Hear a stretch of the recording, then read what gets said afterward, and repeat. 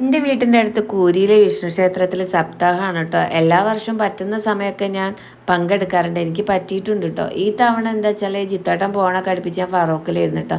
അപ്പോൾ ഏട്ടൻ പോയി 2 ദിവസം കഴിഞ്ഞപ്പോൾ തന്നെ അങ്ങോട്ട് വന്നതിൽ, കാരണം ഇവിടെ വന്നു കഴിഞ്ഞപ്പോൾ ഒരു മനസ്സമാധാനം കിട്ടില്ല. ഇത് കേട്ടിരിക്കാനും ആ കഥ കേട്ടിരിക്കാനൊക്കെ എനിക്ക് ഭയങ്കര ഇഷ്ടമായിട്ട് ഒരു പോസിറ്റീവ് എനർജിയാണ്. അങ്ങനെ ഞങ്ങളെല്ലാവരും കൂടെ ഇറങ്ങുകയാണ് കേട്ടോ. എൻ്റെ അമ്മ എങ്ങോട്ടെങ്കിലും പോകാൻ നിൽക്കുമ്പോൾ ഓരോ കാര്യത്തിനോട് ഇപ്പോൾ ഇതേ ആൾ പൂവിറക്കാൻ ഓടുകയാണ് കേട്ടോ, വണ്ടി സ്റ്റാർട്ടാക്കിയിരിക്കുമ്പോൾ.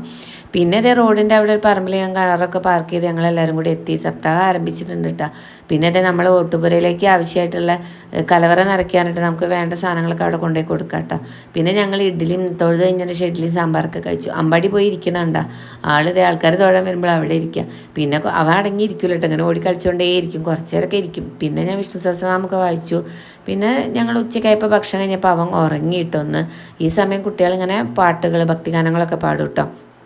പിന്നെ വൈകിട്ടാണ് വീട്ടിലെത്തി മേലെഴുകലും പിന്നെ നാമജലൊക്കെ കഴിഞ്ഞപ്പോൾ അന്ന് വഴിപാട് ചീട്ടാക്കിയ പ്രസാദമുണ്ട്. പിന്നെ ഞാൻ ദീപാരാധനയുടെ സമയമൊക്കെ ആയപ്പോൾ പോയി തൊഴുതിൻ്റെ ശേഷം വാങ്ങിക്കൊണ്ടുവന്നു കേട്ടോ. അമ്പാടി അതിൻ്റെ പ്രസാദമാണ് ഈ കഴിച്ചുകൊണ്ടിരിക്കുന്നത്. അപ്പോൾ ഇന്നത്തെ വിശേഷം ഇത്രയേ ഉള്ളൂ കേട്ടോ.